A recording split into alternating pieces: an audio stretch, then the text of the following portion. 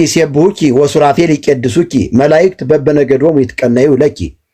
ሱራፌል፣ ኪሩቤል፣ አጋይስ ስልጣናት ያለ ማቋረጥ ማርያምን ለማመስገን እንደተፈጠሩ ይናገራል። ይሄ የዜማ መጽሐፍ ባይዘዊ። ከዚህ የዜማ መጽሐፍ ውጪ ኦርቶዶክስ ተዋሕዶ ቤተክርስቲያን የአምልኮ ስርዓት የላት። ይሄ በዚህ መጽሐፍ ነው አምልኮ ቤተክርስቲያኒቱ ፍጡራንን የምታመልከው ማለት ነው፣ አምልኮ የምትሰጠው ማለት ነው። በአጠቃላይ ከዚህ መጽሐፍ ውጪ ዜማ የለም። ድጓ የሚባል አለ። ከድጓ ተውጣጦ ይሄ 365ቱን ቀን የያዘው ይሄ መጽሐፍ ነው። 365ቱን ቀናት የያዘው ይሄ ነው። ድጓ የሚባለው ደግሞ እንግዲህ በድርብ የሚዜሙ ዜማዎች፣ በበዓላት የሚዜሙ ዜማዎች፣ በአደራርስ የሚዜሙ ዜማዎች ሊኖሩ ይችላሉ። ከዚህ ውጭ ግን ዋናው የኢትዮጵያ ኦርቶዶክስ ተዋሕዶ ቤተክርስቲያን እስትንፋስ ይሄ ነው። ያለዚህ ዜማ የለም ልንገራችሁ። ስለዚህ በዚህ በማስረጃ በደንብ አድርገን እያየን እናወራለን። እልፍ አእላፋት መላእክቱ፣ ሱራፌል፣ ኪሩቤል፣ አጋይስ ስልጣናት ማርያምን ለማመስገን ነው የተፈጠሩ ይለናል እኮ።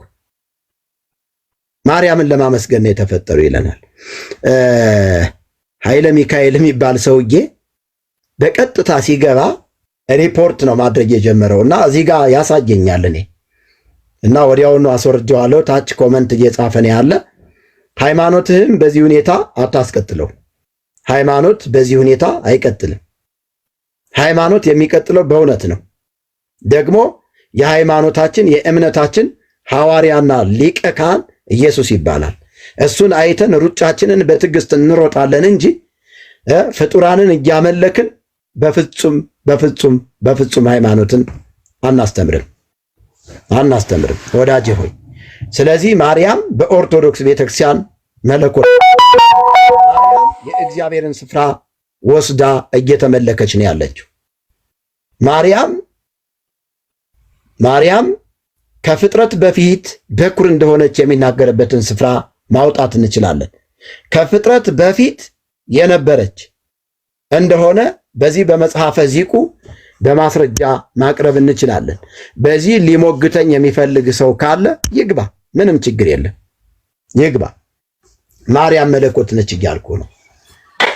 ዛሬ በማርያም ዙሪያ እናውራና እኔ ላወራ የፈለግኩት በገብርኤል ነበር። በማርያም ዙሪያ አውርተን በቀጥታ እንነጋገራለን። ስለዚህ ቅድስት ማርያም መጽሐፍ ቅዱስ የእግዚአብሔር ቃል የሚላት አለ። የሚላት ምንድን ነው?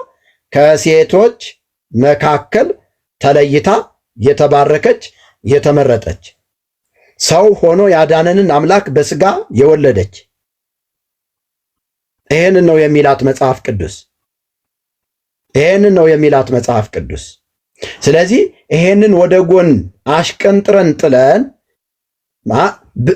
ከእግዚአብሔር እንዲያው የተሰጣትን ይህንን ታላቅ ክብር መነሻ በማድረግ ከእግዚአብሔር ቃል ውጭ በሆነ መንገድ እርሷን ከፍ ከፍ እናደርጋለን አምላክ እናደርጋለን ብንል የእግዚአብሔር ቃል አያዝዘንም፣ እግዚአብሔርም ደስ አይለው።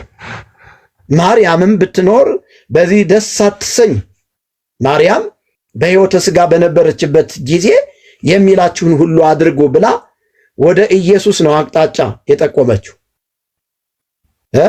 አምላክና ጌታ መሆኑን መድኃኒት መሆኑን ያወቀች ስለሆነች ማርያም መድኃኒቴ ጌታዬ እሱ ነው ብላ እሱን ነው የሰበከችን ማርያም። በመጽሐፍ ቅዱስ እንደዚህ ነው የሚላት። ከዚህ ውጪ የኦርቶዶክሳውያን አስተምሮ ግን ማርያምን መድኃኒት ይላታል፣ ማርያምን አዳኝ ይላታል፣ ማርያምን ፈጣሪ ይላታል። ይህ ስሟን የጠራ የዘላለም ድነትን ያገኛል ነው የሚለው የማርያም የኢትዮጵያ ኦርቶዶክስ ተዋሕዶ ቤተክርስቲያን መጽሐፈ ዚቁ። ይፈለጠ ወይሌለ የአልቦ አይሁዳዊ ወአልቦ አረማዊ ኩሉ ዘያምን ወፀዋ ስማ ለማርያም ውእቱ ይድህን ወይረክብ ሕይወተ። ፈጽሞ ልዩነት አላደረገም። አይሁዳዊ የለም፣ አሕዛብም የለም። ያመነና የማርያምን ስም የሚጠራ ሁሉ ይድናል፣ የዘላለም ሕይወትንም ያገኛል ነው የሚለው የኦርቶዶክስ የኑፋቄ ትምህርት። ይሄ በጣም ትልቅ ስንፍና ነው ወገኖች ሆይ፣ ይሄ በጣም ትልቅ ስንፍና ነው፣ ትልቅ ክህደት ነው ወገኖቼ። ቅዱስ ያሬድ በአስተምሮ የድጓው ክፍል በገጽ 144 ቁጥር 1 ጀምሮ 3ኛው አምድ ላይ የዘመረው ዝማሬ ነው። ይሄ ምን ብሎ ዘመረው ካላችሁ ይፈለጠ ወኢሌለየ አልቦ አይሁዳዊ ወአልቦ አረማዊ ኩሉ ዘአምነ ወፀውአ ስሞ ውእቱ ይድን ወይረክብ ሕይወተ። ይሄ ማለት ዘአምነ ወፀውአ ስሞ ይኸውላችሁ ያመነና ስሙን የጠራ ይድናል የዘላለም ሕይወትንም ያገኛል ብሎ ሊቁ ቅዱስ ያሬድ በድጓው ላይ ዘምሮታል። ሐዋርያው ቅዱስ ጳውሎስ ደግሞ በሮሜ መልእክቱ ምዕራፍ 10 ቁጥር 11 እስከ 13፣ አንደኛ ቆሮንቶስ መጽሐፍ ምዕራፍ 12 ቁጥር 13፣ ገላትያ 3 ቁጥር 26 ላይ ገብታችሁ ስታነቡ ፈጽሞ ልዩነት አላደረገም። አይሁዳዊ የለም፣ የግሪክ ሰው የለም፣ ጨዋ የለም፣ ሴት ወንድም የለም፣ ያመነ የእግዚአብሔርን ስም የጠራ ይድናል ነው የሚለው። የክርስቶስ ኢየሱስን ስም የሚጠራ ይድናል ነው የሚለው። ወገኖች ይህ ከንቱና ከንቱ የሆነ ከክርስቶስ ተሰርቆ ለማርያም የተለጠፈ የተሰጠ እንጂ በፍጹም ማርያምን በመጥራት የዘላለም ድነት አይገኝም። እንደነሱ አባባል የእርሷን ስም በመጥራት መዳን ዘላለማዊ ድነት የሚገኝ ቢሆን ኖሮ ሐዋርያት ጽፈውልን ጌታም ደግሞ አስተምሮን ባለፈ ነበር። ይሄ ሐዋርያት የማያውቁት በክርስቶስ ኢየሱስ ዘመንም ያልተነገረ ሰዎች የማያውቁት ትምህርት ነው ወገኖች። ይሄ በሰይጣን መንፈስ በአጋንንት መንፈስ እየተመሩ የጻፉት የደብተራዎች ጦማር ነው እንጂ ጽሑፍ ነው እንጂ በፍጹም እንደዚህ አይነት አስተምሮ የለም። ስለዚህ ቤተ ክርስቲያኒቱ ወደ ቀደመ ክብሯ ወደ ወንጌል ወደ ቀደመ ፍቅሯ ወደ ክርስቶስ ትመለስ እያልን ነው ያለነው። ትውልድ ማስተዋል አለበት። ዘላለማዊ ሕይወት የሚገኝበት ቃሉን በበቂ ሁኔታ በመጽሐፍ ቅዱስ እግዚአብሔር በልጁ በኢየሱስና በተከታዮቹ በደቀ መዛሙርቱ ነግሮናል። ዮሐንስ ወንጌል ምዕራፍ 20 ቁጥር 31 ላይ ነግሮናል፣ አስተምሮናል። መጽሐፍ ቅዱስ በእምነት ጠርተን የምንድንበትን ስም ኢየሱስ የሚባለውን ስም ሰጥቶናል። ይበቃናል። በቃ ከእርሱ ውጪ ለመዳን የምንጠራው ስም የለንም። ስሙን በመጥራት ነው እኛ የተፈወስ ነው። በስሙ ውስጥ ነው ፈውስ ያለ። በኢየሱስ ክርስቶስ በተደረገው ቤዛነት በኩል ነው ድህነት ያገኘ። ለዚህ ነው ሁሉ ኃጢአትን ሰርተዋልና እግዚአብሔርም ክብር ጎድሏቸዋል፣ በክርስቶስ ኢየሱስ በተደረገው ቤዛነት በኩል እንዲያው በጸጋው ይጸድቃሉ። ሐዋርያው ቅዱስ ጴጥሮስ ደግሞ ምን አለ? መዳን በሌላ በማንም የለም አለ። በቃ ስለዚህ ኦርቶዶክሳውያን አባቶቻችን እንደ መጽሐፍ ቅዱስ ትምህርት ኢየሱስ ከስሞች ሁሉ በላይ የሆነ ስም መሆኑን በትውፊታቸው እኮ አስቀምጠውት ነበረ። ነገር ግን ያንን እውነተኛ የሆነውን ትውፊት በመቅበር ዛሬ ማርያምን የማምለክ አባዜ ስላለባቸው በማርያም ስም መነገድ የለመዱ አባቶች ያንን እውነተኛውን ትውፊት ቀብረው አሁን ማርያምን መለኮት አድርገው እየዘመሩላት ነው የሚገኘው። በቅዳሴ ሐዋርያት ቁጥር 4 እንደዚህ የሚል ቃል አለ፣ እንደዚህ የሚል ትምህርት አለ። ትውፊት ኢየሱስ እግዚአብሔር ለኛ ኃይሉንና ብርታቱን በረከቱን የሚገልጥበት ስም ነው ይላሉ። የጠላት ዲያብሎስን ሥራ ለማፍረስ ከኢየሱስ ክርስቶስ በቀር ፈጽሞ የለም ብለው አስቀምጠውታል። በሰማይም ሆነ በምድር የሚጠራ ሌላ ስም አለመኖሩን ጠላት በዚህ ስም በፍጹም ኃያል ነኝ ብሎ ሊጓደድ አይችልም ብለው ገልጸውታል። ስራውን ሁሉ በዚህ ስም እናፈርሳለን ብለዋል በትውፊታቸው። እንዲያውም የሚፈታተነንን ሰይጣን ዲያብሎስን ለማራቅ መገሰጽ የምንችለው በኢየሱስ ክርስቶስ ስምና ስም ብቻ ነው ይላል። ከዛሳ ያንተን ስም ጠርቶ ሞት ይደንግጥ፣ ቀላያት ይሰንጠቁ፣ ጠላትም ይረገጥ፣ የጥፋት መንፈስም ይቀጥቀጥ፣ ከይሲም ይወገድ፣ አለማመንም ይራቅ ብለው አስቀምጠውታል። ታዲያ ይህንን እውነት ቀብረው ይህንን እውነት እንዳይነገር አድርገው ዛሬ ማርያምን ከስም በላይ ስም እንዳላት እንደገናም በሰማይ ታላላቅ ብርሃናትን እንደፈጠረች ከዚህም አልፋ ደግሞ መላእክቱ ሱራፌል፣ ኪሩቤል፣ አጋይስ፣ ስልጣናት ማርያምን ለማመስገን እንደተፈጠሩ እንደገናም ከሰማይ በታች ያሉ ሁሉ ፍጥረት ሁሉ እመቤታችንን ለማመስገን ተፈጠረ በማለት የደረሱት ድርሰት ይህ መጽሐፍ ቅዱሳዊ ሆኖ ነው የምናገኘው። ይህ መጽሐፍ ቅዱሳዊ ሆኖ ነው የምናገኘው። ይሄንን እውነት እንናገራለን። ይሄንን እውነት ለትውልዳችን እንናገራለን። ክርስቶስ በመዋዕለ ሥጋዌው የመጨረሻውን አብይ ተልእኮ ሲናገር ወደ ዓለም ሁሉ ሂዱ ወንጌልን ለፍጥረት ስበኩ ብሎ ተናግሯል። ስለዚህ ወንጌልን ለፍጥረት መስበክ ማለት እውነት የሆነውን ያልተበረዘውን ያልተደለዘውን ትክክለኛ የሆነ ቃል መናገር ነው ወገኖች። የእመቤታችን የቅድስት ድንግል ማርያም ስፍራ በጣም በብዙ ስፍራ ነው የተቀመጠ። እንዲያውም ደቀ መዛሙርቱ ማርያምን ሰብከዋታል የሚል ትምህርት አለ። እንዘ እግዝእትነ ማርያም ምስሌነ አልቦ ዘይክለነ ወአልቦ ዘይብለነ ኪያሃ ንሰብክ መድኃኒትነ። ሐዋርያቱ እንደዚህ አሉ ይላሉ። ተረጓሚው ሲተረጎም እመቤታችን ማርያም ከኛ ጋር ሳለች የሚችለን የለም፣ የሚናገረንም የለም፣ የሚቋቋማንም የለም፣ መድኃኒታችንን እርሷን እንሰብካለን አሉ ይላል። እነማን? ደቀ መዛሙርቱ። ከየት አምጥተው ሆነው ጥያቄ ነው ለኔ። መጽሐፍ ቅዱስ ላይ ጴጥሮስ ነው ማርያምን የሰበከ? ያዕቆብ ነው ወይስ ጳውሎስ ነው? ከበጉ ሐዋርያት እስኪ አንዱን ንገረኝ እባክህ። የለም።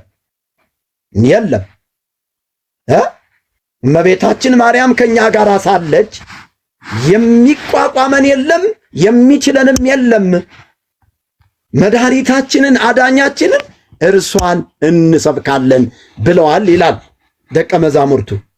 የት ነው የሚገኘው? የካቲት በዓታ ዚክ። ይኸው ማስረጃው አለኝ። አውጣ ካልክ እንደዚህ አድርጌ አሳያለሁ። በቪዲዮ አውጣ ካልክኝ አሳያለሁ። መረጃ ከፈለክ አሳያለሁ። ሐዋርያው በእግዚአብሔር ላይ ስላለው ትምክህትና በእግዚአብሔር ልጅ በሆነው በኢየሱስ ክርስቶስ በተደረገው ቤዛነት የሚተማመን ስለሆነ ምን አለ? የተሰቀለውን መድህንን ክርስቶስን እሰብካለሁ አለ። የተሰቀለውን ክርስቶስን እንሰብካለን አሉ ደቀ መዛሙርቱ። መድህን ክርስቶስን ስለመስበኩ የተናገረውን በመቆረጅ ለማርያም በመስጠት ዛሬ ማርያምን እያመለኩ ነው። ሄት ስፍራ ሮሜ 8 ቁጥር 31፣ አንደኛ ቆሮንቶስ 1 ቁጥር 23 ላይ ወንህነሰ ንሰብክ ክርስቶሳ ዘተሰቅለ እግዚእነ፣ እኛ ግን የተሰቀለውን ክርስቶስን እንሰብካለን አሉ እንጂ ማርያምን እንሰብካለን አላሉ። በነ ጴጥሮስ ዘመን ማርያም ነበረች፣ በጸሎት ትተጋ ነበር አብራ። ነገር ግን አንድ ቀንም እንኳን የጸሎት መሪ አልሆነችም። እውነት ለመናገር ይብን አይደለም ማርያም፣ ሌሎች እንኳን የጸሎት መሪ አልሆኑም ከጴጥሮስ ውጪ። ክብር ለአምላካችን ለእግዚአብሔር ይሁን።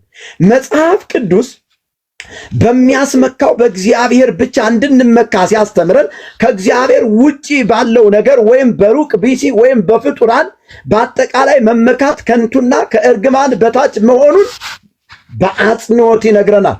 መዝሙር 59 ቁጥር 11 ላይ ገብታችሁ ኢሳይያስ 31 ቁጥር 3 አንደኛ ቆሮንቶስ 1 ቁጥር 30 ጀምራችሁ ስታነቡት ይኸውላችሁ በፍጡራን መመካት እንደማንችል ይነግረናል። ሥጋ ለባሹን ክንዱ ማድረግ መረገም እንደሆነ የእግዚአብሔር ቃል በደንብ ያስተምረናል ወገኖች፣ ይነግረናል። ይኸውላችሁ የትውፊት መጽሐፍቶችም ዛሬ ይቀበሩ እንጂ አለኝታችን በሩቅ ቢሲ በሰው አይደለም ብለው ይናገራሉ። ድህነታችን አለኝታችን በሩቅ ቢሲ የተደረገ አይደለም በእግዚአብሔር ነው እንጂ ከእግዚአብሔር ብቻ በሌላ ማመን እንደማንችል በደንብ አድርገው አስረግጠው ይነግሩናል። ሃይማኖተ አበው የሚባለው መጽሐፍ በደንብ አድርጎ አስረግጦ ይነግረናል። በእውነት እነ ቅዱስ ያሬድም በደንብ አድርገው ተናግረውታል። በክርስቶስ መኖር እንዳለብን፣ በእርሱ መመካት እንዳለብን፣ በመስቀሉ ሥራ መመካት እንዳለብን በደንብ አድርገው ይነግሩናል ወገኖቼ ሆይ። በኩሉ እደ ዳዊት ክርስቶስ ምእመና ለሕይወትየ ምንትኑ ያደነግጸኒ እመኒ ጸባአኒ ተአይን እይፈርሃኒ ልብየ ወእመኒ ሮዱኒ ጸባኢት አንሰ ቦቱ ተወከልኩ። ክብር ለእግዚአብሔር ይሁን። እንተርጉማትማ ክርስቶስ የሕይወቴ መታመኛዋ ነው። ምን ያስደነግጠኛል? ሰይፍ ቢነሳብኝ ልቤ አይፈራም፣ ሰራዊት ቢከበኝ በእርሱ ታመንኩኝ ብሏል። የፋሲካ ድጓ ገጽ 267 ሶስተኛው አምድ ላይ አዚመነዋል እንደዚህ ብለን። ይህንን ልበ አምላክ ዳዊት በመዝሙር 90 ቁጥር 14 ላይ በእግዚአብሔር ብቻ የሚታመን ሰው እምነቱ ፍጹም ነው፣ የተማመነበት አምላኩ እግዚአብሔር ምን ይለዋል አለ? ያድነዋል አለ። ደስ ይበላችሁ ወንድሞቼና እህቶቼ፣ በጌታ የሆናችሁ ደስ ይበላችሁ። እኔ ስላረፍኩ ነው አሁን የምለፈልፈው። እኔ የዳንኩበት እውነት ቁጭ እንድል እንዳልተኛ ስላደረገ ነው የምለፈልፈው። ክብር ለእግዚአብሔር ይሁን። እምነተ ጎደሎ የሆነ ሰው፣ በእግዚአብሔር የማይተማመን ሰው፣ በክርስቶስ የማይተማመን ሰው ተራራ ወጦ ማይረካም፣ ገዳም ገብቶ ማይረካም፣ ቁልቁለት ወርዶ ማይረካም፣ ቋርፍ በልቶ ማይረካም። አይገርማችሁም? ምንም ቢሆን አይረካም። የምንሰብከው መድኃኒት እኛን አርክቶናል። ክብር ለእግዚአብሔር ይሁን። መመኪያችን አለኝታችን በሩቅ ብእሲ አይደለም፣ ተሰባሪ ሸምበቆም አይደለም። መተማመኛ አለት ነው እሱ። መተማመኛ አለታችን ነው። የምንሰብከው መድኃኒት ደግሞ አንድ ብቻ ነው። እርሱም በሥጋ ልደት የቅድስት ድንግል ማርያም ልጅ ክርስቶስ ኢየሱስ በሥጋ የተገለጠ። ሃሌሉያ! በሥጋ የተገለጠ ኃጢአተኛ ሰው በሥጋው ጤነኛ ሆኖ ቆሞ ቢሄድ ከእግዚአብሔር ተለይቷል። ወገኖቼ መንፈሳዊ ምውት ነው የሚባለው ኤፌሶን መጽሐፍ ምዕራፍ 2 ቁጥር 1 እስከ 2 እንደሚነግረን በበደላችሁ በኃጢአታችሁ ሙታን ነበራችሁ። ነገር ግን እግዚአብሔር በምሕረቱ ባለጠጋ ስለሆነ ከወደደን ከትልቅ ፍቅሩ የተነሳ በበደላችን በኃጢአታችን ሙታን በነበርንበት ጊዜ ከክርስቶስ ኢየሱስ ጋር ሕይወትን ሰጠን አለ። ሃሌሉያ! ሕይወትን ሰጠን አለ። ክብር ለአምላካችን ለእግዚአብሔር ይሁንለት። ሕይወት የሰጠን ኢየሱስ ነው። ሕይወት የሰጠን አባታችን፣ መድኃኒታችን፣ አለኝታችን የናዝሬቱ ኢየሱስ ክርስቶስ ይባላል ወገኖቼ ሆይ። ስለዚህ ለኃጢአተኛው ሰው ክርስቶስን መድኃኒትህ ነው፣ እርሱ ስለ ኃጢአትህ ሙቷል፣ አንተን ለማጽደቅ ተነስቷል፣ ብታምን ትድናለህ፣ ባታምንበት ግን ይፈረድብሃል ብለን ልንሰብክለት ይገባናል። ይሄንን አምኖ መቀበል የራሱ ፋንታ ነው፣ የራሱ ድርሻ ነው። አለማመንም የራሱ ድርሻ ነው። ራሱ ኢየሱስ በነበረበት ዘመን እኮ ሲያስተምር እኮ ዘይፈቅድ ይጸመደኒ ያጥብ ወይትለወኒ፣ የሚወደኝ ይከተለኝ አለ እንጂ ማንንም በጅራፍ እየገረፈ ና እኔ ትክክል ነኝ እያለ አልሰበከም። አነ ውእቱ ፍኖተ ጽድቅ ወሕይወት ወአልቦ ዘይመጽእ ኀበ አብ ዘእንበለ እንተ ኀቤ፣ እኔ እውነትና ሕይወት መንገድም ነኝ፣ በእኔም በቀር ወደ አብ የሚመጣ የለም አለ። በቃ በሌላ በኩል የለም አለ። በቃ ምን አድርገው ይንገርህ። ስለዚህ ከመረጥከውና ወንድሜ፣ ከመረጥሽው ነው እህቴ፣ የምርጫ ጉዳይ ነው። የሕይወት ጉዳይ የምርጫ ጉዳይ ነው። አቅረብኩ ለከ እሳተ ወማየ ደኢዴከ ኀበ ዘፈቀድከ፣ እሳትና ውሃን አቀረብኩልህ። ከዛስ መምረጥ ግን ያንተ ድርሻ ነው። መምረጥ ያንተ ድርሻ ነው። ስለዚህ ይህንን ኢየሱስን ሕይወት የሆነውን ኢየሱስን ከሞት የሚያድነውን ኢየሱስን አምነህ መዳን ያንተ ድርሻ ነው። መናገር ደግሞ የኔ የምስጢሩ ድርሻ ነው። ክብር ለእግዚአብሔር ለአምላካችን ለመድኃኒታችን ለኢየሱስ ክርስቶስ ይሁንለት። ሃሌሉያ! ስለዚህ መድኃኒታችን እሷን እንሰብካለን በሚለው የሰዎች ፈጠራ ከንቱና ከንቱ የሆነ መጽሐፍ ሰዎች መሞት የለባቸውም።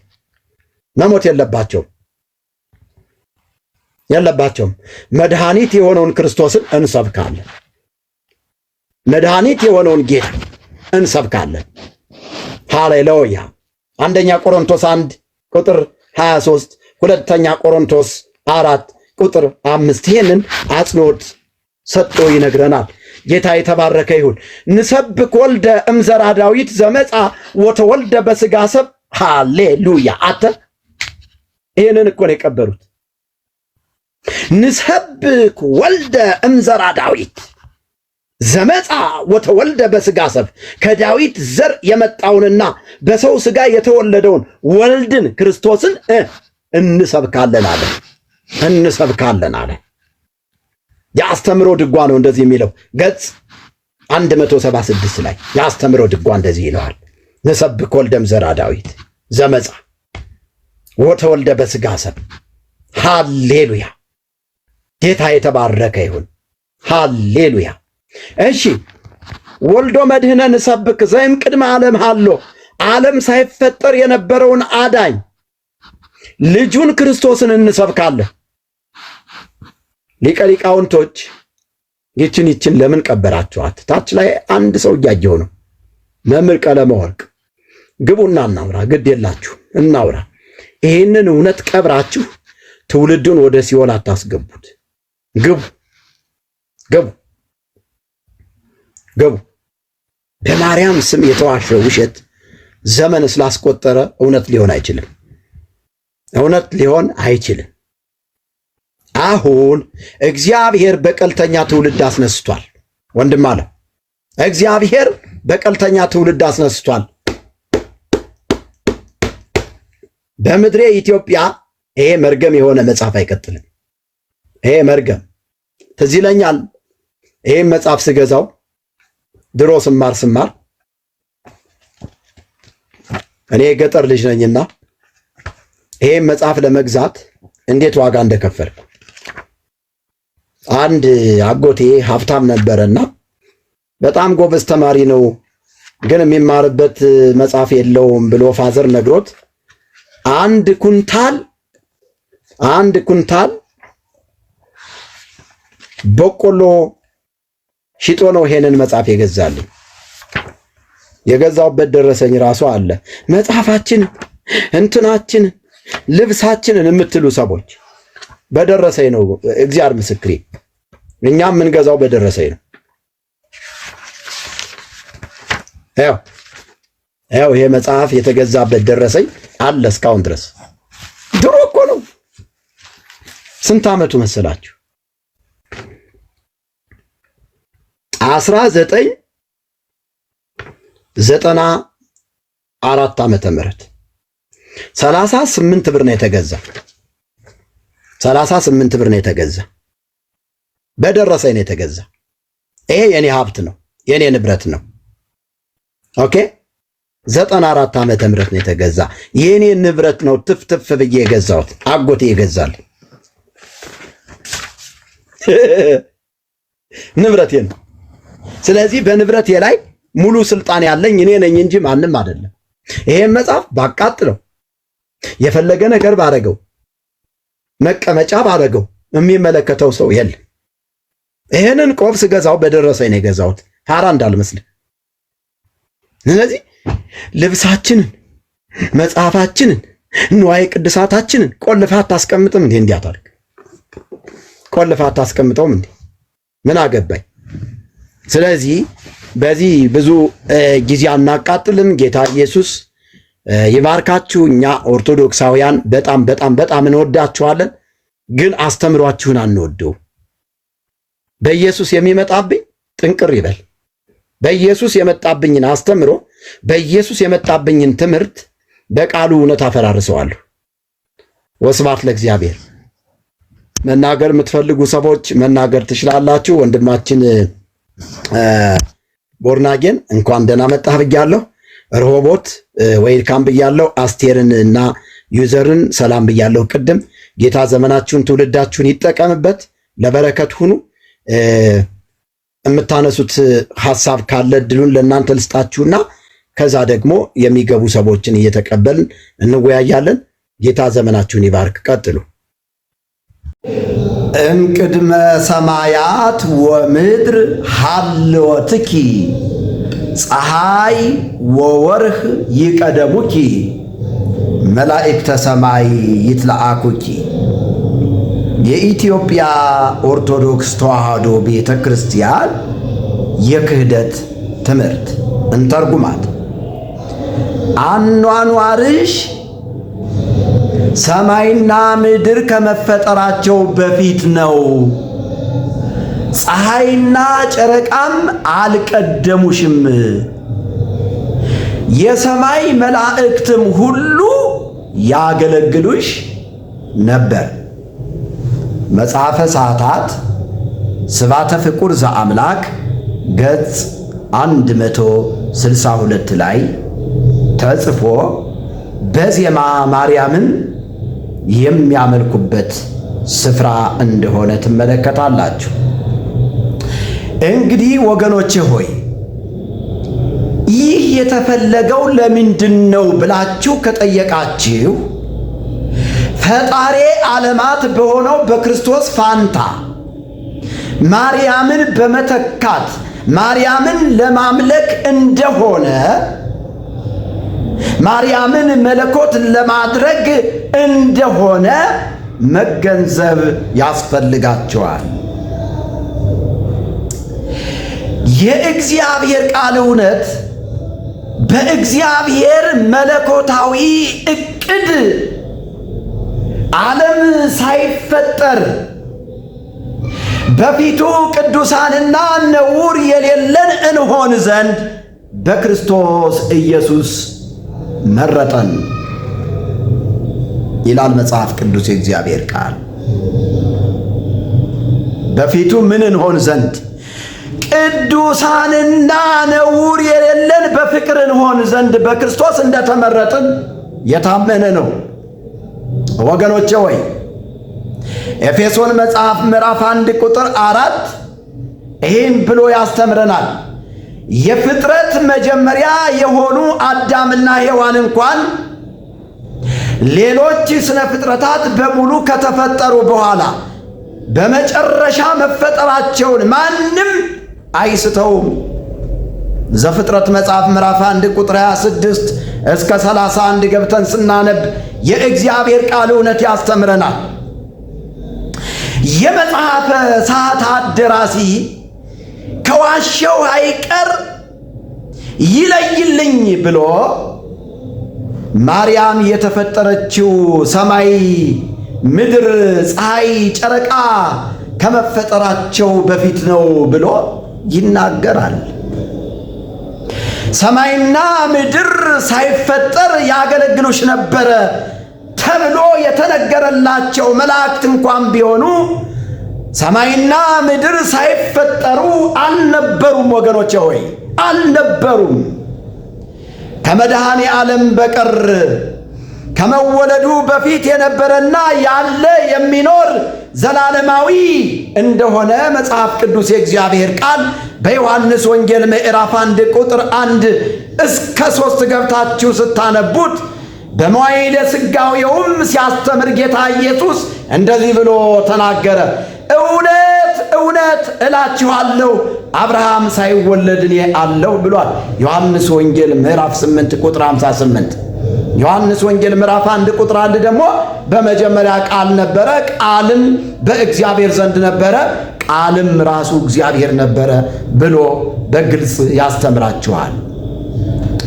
ማቴዎስ ወንጌል ምዕራፍ 1 ቁጥር 1 ከሥጋውያንም ሆነ ከመንፈሳውያን ፍጥረታት ወገን ግን ከመወለዱ በፊት ኖሮ አመሰገነ ወይም ተመሰገነ ተብሎ የሚነገርለት በፍጹም የለም። በዚህ ብቻ ውሸት አላቆሙም እነዚህ ሰዎች። ድንግል ማርያም ኢዮብን ፈወሰችው ይሉናል በመጽሐፈ ዚቆ መዝሙር። ድንግል ማርያም ኢዮብን ፈወሰችው ይሉናል። ድንግል ማርያም ሰማይና ምድር ከመፈጠራቸው አስቀድሞ ነበረች፣ መላእክትም ያገለግሏት ነበር፣ ይላላኳትም ነበር ይሉናል። ምንድን ነው መጽሐፈ ዚቁና መጽሐፈ ሰዓታቱ እየነገረን ያለ? ቆም ብለን እስኪ እናስተውልና ወደ እግዚአብሔር ቃል እውነት እንመለስ። ተፈሥሒ ማርያም ሰርጎ አሮን ሌዋዊ፣ ተፈሥሒ ማርያም ወለተ ዳዊት ሰንታዊ፣ ውኩፈ ስእለቱ ለኢዮብ አመ በቁስሉ ይደዊ። እንተርጉማት ሊቀ ሊቃውንቶች። የሌዋዊው የአሮን ጌጥ ማርያም ሆይ ደስ ይበልሽ፣ የዘማሪው የዳዊት ልጅ ማርያም ሆይ ደስ ይበልሽ። ኢዮብን ከቁስል በታመመ ጊዜ ልመናውን ተቀብለሽ የፈወሽው አንቺ ነሽ ይላል መጽሐፈ ሰዓታት ገጽ 158። ሰማይና ምድር ከመፈጠራቸው በፊት በቅዱሳን መላእክት እየተገለገለች እንደነበረ የተነገረውና የተናገረው ደራሲ አሁን ደግሞ የዘማሪው የዳዊት ልጅ ብሏታል። ደራሲው ማርያምን ከስነ ፍጥረት በፊት እንደነበረች የተናገረ በመሆኑ ኢዮብን ልመናውን ተቀብለሽ የፈወሽው አንቺ ነሽ ማለቱ አስገራሚ አይሆንም? እንዲህ አይነቱ ድርሰት ለክርስቲያኖች እንጂ እውነትን ለተገለጠላቸው ሰዎች አዲስ ነገር አይሆንም።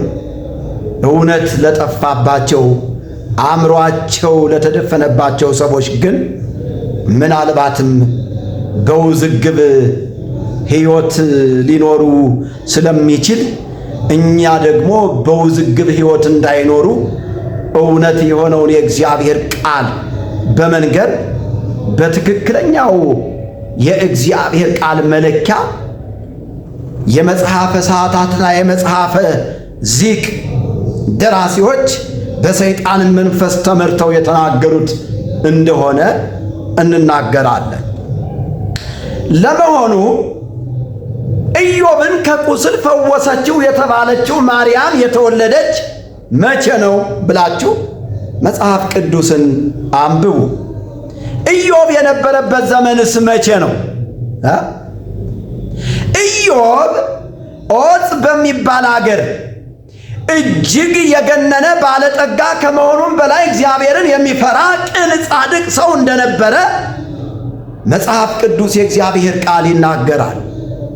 በመጽሐፈ ኢዮብ ምዕራፍ 1 ቁጥር 1 እና ምዕራፍ 2 ቁጥር 1 ጀምሮ ስትመለከቱ ኢዮብ ዲያብሎስ ባመጣበት ፈተና እጅግ ብዙ መከራን የተቀበለ ትዕግስተኛና ጽኑ ሰው እንደነበረ በመጨረሻም እግዚአብሔር ከቀድሞው ይልቅ እንደባረከው ምርኮውን እንደመለሰለት ይናገራል። በምዕራፍ 39 እና ምዕራፍ 42 ላይ ገብታችሁ ስታነቡ ወገኖቼ ኢዮብ የነበረበት ዘመንና ማርያም የተወለደችበት ዘመን እጅግ የሚገናኝ አይደለም። እጅግ የሚገናኝ አይደለም ወገኖቼ ሆይ፣ ልዩነቱ እጅግ ሰፊ ከመሆኑ የተነሳ ማርያም ኢዮብን ፈወሰችው የሚለው አባባል ማርያምን በእግዚአብሔር ቦታ ተክቶ ለማምለክ በእግዚአብሔር መንፈስ ለሚመሩ ሰዎች በፍጹም የተሰወረ ስላልሆነ፣ ነገር ግን የእግዚአብሔር መንፈስ የሌላቸው ክርስቶስን በማመን በእግዚአብሔር መንፈስ ክርስቶስን ባለማመን የእግዚአብሔር መንፈስ ያልተቀበሉና በእግዚአብሔር መንፈስ ለማይመሩ ሰዎች ግን ክርስቶስ ኢየሱስን የሕይወታቸው አዳኝ አርግተው በመቀበል ይህንን የአጋንንት ትምህርት ለይተው እንዲያውቁ በሚገባ እንደ እግዚአብሔር ቃል እንመክራቸዋለን። ጌታ የተባረከ ይሁን።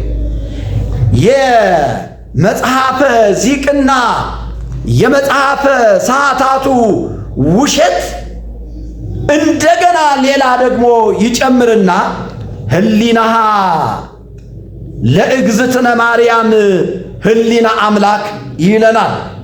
የእመቤታችን ማርያም ሐሳቧ እንደ አምላክ ሐሳብ ነው። ተመልከቱ ወገኖቼ፣ ሐሳቧ እንደ እግዚአብሔር ሐሳብ ነው ይሉናል። ስለዚህ እግዝእትነ ማርያም ተገብረ ኩሉ ዓለማት ሁሉ ስለ ድንግል ማርያም ተፈጠሩ። ዓለማት ሁሉ ስለማን ተፈጠሩ? ስለ ድንግል ማርያም። ፍቅር ነሰነስከው እኮ የሚቀጥ ተመልከቱ። እኛ ምንም በጎ ምግባር ኖሮን አይደለም የተፈጠርነው። አዳምና ሔዋን የተፈጠሩት ምንም አይነት በጎ ምግባር ኖሯቸው አይደለም። ፀሐይን እንኳን የተፈጠረችው ምንም መልካም ስራ ኖሯት አይደለም። ሁሉም የተፈጠረው ስለ ድንግል ማርያም ነው። በእውነት የእናታችን ስም የተመሰገነ ይሁን።